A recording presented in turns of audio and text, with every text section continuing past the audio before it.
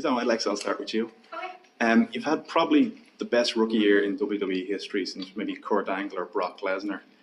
Did you think when you got the call up from NXT that there'd be anything like this level of success that you've had? First off, that's really nice of you to say. I appreciate that.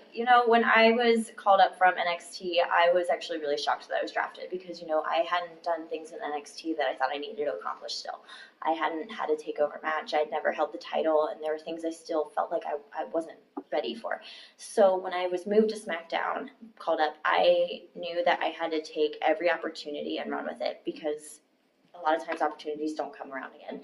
And to show that, you can come in and have not this big production or like this big hype behind you and still succeed is just amazing. And like, I'm thankful for every opportunity that I've gotten. And, I just try to run with everything and do everything to the best of my abilities. Like, just to go back to NXT, you've done something in NXT that was kind of, well, even not just in NXT, like usually when you put a woman with a tag team, she's the valet, but it seemed like the roles were reversed when you were put with Blake and Murphy, that they were kind of like there to support you as opposed to the other way around. So it seems like you've the first double champ, the first valet, and the first SmackDown and Raw champion. Do you feel like, are these conscious decisions that you're making with regards to how you're presenting yourself, especially with things like, for me, how the character change was talking smack? When you had the moment just after you won the belt, you were crying, you were saying how thankful you were. And then Daniel Bryan kind of made a comment about Becky Lynch, and straight away you could almost see the face changing. So you've done something kind of like a tweener character that we haven't really seen before. Are these things that are happening naturally, or is it something you sit down and think, this is how I'm going to portray Alexa Bliss? Well, when I was first put with Blake and Murphy, I was told that I needed to kind of take charge. I didn't know how to do that. So when we were all together and I would be valeting them, I just try to make myself as present as possible.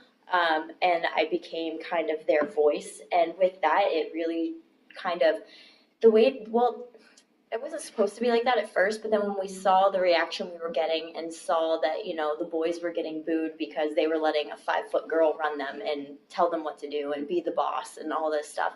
And it became this really cool dynamic that people hadn't really seen before. So we just really ran with that.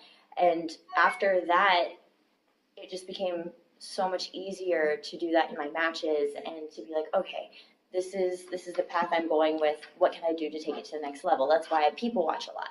I do a lot of people watching. William Regal always told us that he would watch people and see their mannerisms, and if it irritated him, it'll probably irritate somebody else. So I kind of do that same kind of approach. Like, I'll see something, if I don't like it about somebody, I'm like, oh, if I do that, if that made me mad, it's going to make someone else mad. So I try to think of like little things, like what you said with Becky. Like Daniel Bryan said, are you going to give Becky any credit? And I just was like, oh, how dare you? Yeah. This is my moment. Like, if someone did that to me, I'd be really mad. So that's just kind of like the approach I take. And I always try to see what I can do to, take the character to the next level and how mean I can really be, I guess. Speaking of the next level, you've double champ on both now. All this in the space of, I think it's 9 months now since you've done that. Yeah. Where do you go from here? I plan to keep this title as long as I can. Hopefully, be the longest Raw Women's Champion. There's a lot of women who want this title, and I have to make sure that they don't get it because now I have the biggest target on my back. Our goal as women in our Women's Revolution is to one day main event WrestleMania. So hopefully one day that happens. How far off do you think that is? I know NXT, and then this year we had the Sasha Banks and Charlotte headlines. How far off do you think we are from a women's WrestleMania headline? I don't think we're very far off. The women have really taken this whole revolution to the next level. It's a great time to be a woman in WWE because we've taken this revolution and made it this big thing, and the fans are just so accepting of it and welcoming of it, and they push for us. Like for WrestleMania, we were on the pre-show, and the fans voiced their opinion on it, and we were moved to semi-main. And so I think that, I don't think it's very far off. And just finally, your friend Nia Jax, who has to say you on Twitter and Instagram is absolutely hilarious. The one of you in Rome yesterday was fantastic, jumping on her back. Is she someone who you would like to have a a rivalry with, or do you think that's someone who you'd rather, play friendly with on TV? Have you seen her? Like, I'm 5 foot. She's well over 6. So my goal is to team with her. You know what I'm saying? Team with her. I talk crap and she can do the dirty work for me. You know what I'm saying? That's how Team Rude works. Appreciate that. Thanks very much, Alexa. Thank you.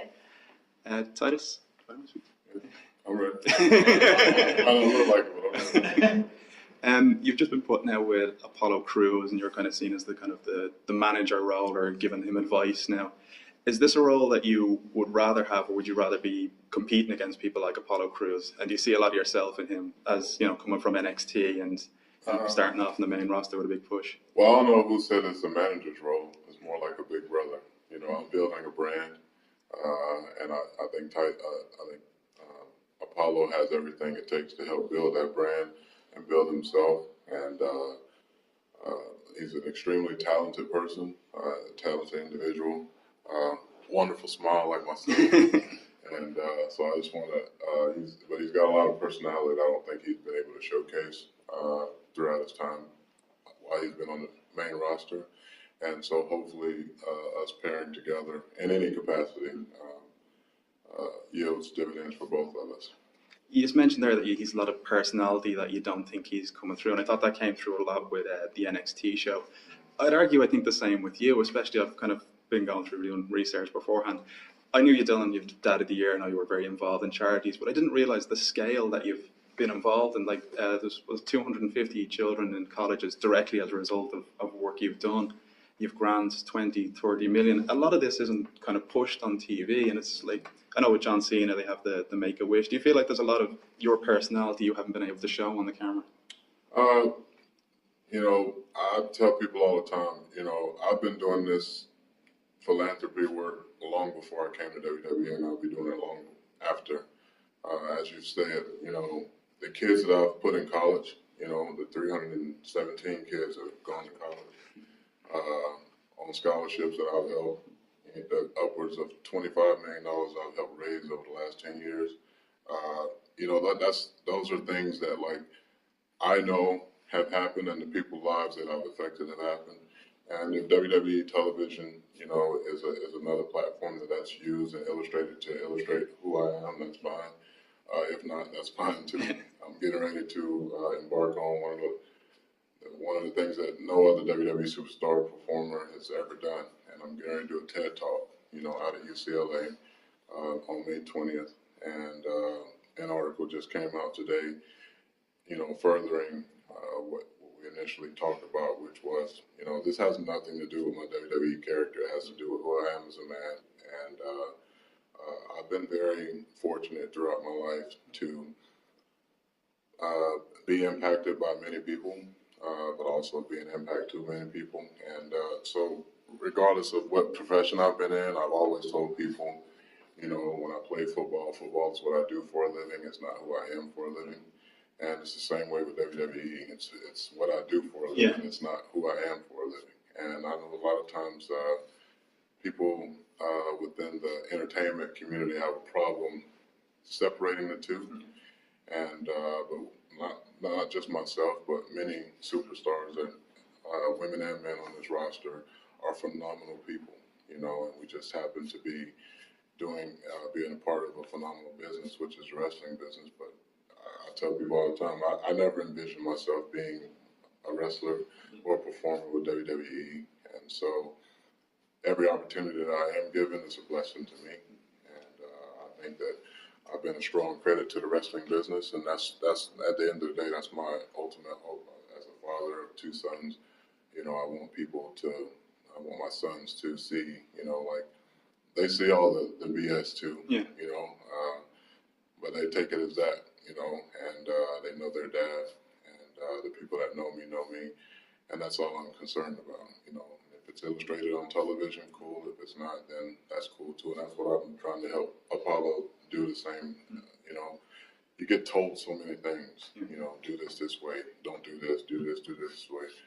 And then, one of the reasons why I love her character, Alexa's character, is because you can look at her and see, well, that's really her. Yeah, turned up to 11. Yeah. So it's so refreshing to see someone not out there trying to be somebody, Yeah. but she's just embraced the role that she's taken, and that's what I want Apollo to do. I want him to embrace, like, hey, you know, I am a talented athlete, but I got personality. I'm about to be a dad.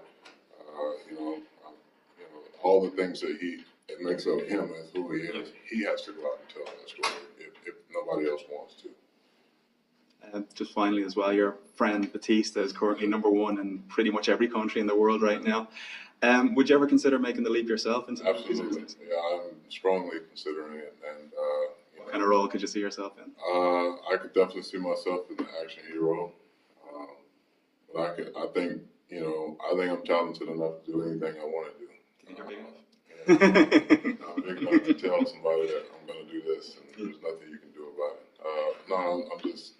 I think it's very close for me having an opportunity to do that. You know, as you said, Dave has been a friend of mine long before I came to WWE, and as I told the other reporters earlier, I would have been in New York yesterday at his premiere for Guardians, but the tour got switched, and so my plans got switched too. So we'll see it as a family when we get home and rent a theater out and go enjoy it. But I'm very proud of him, very proud of his success, but more importantly, very proud to have him as a friend and somebody in my corner that's fighting battles that nobody knows that he's fighting. And that has nothing to do with WWE. He's a good man to have in your corner. He's awesome. Titus, Alexa, thank you very much for your time. Really appreciate it. Thank you.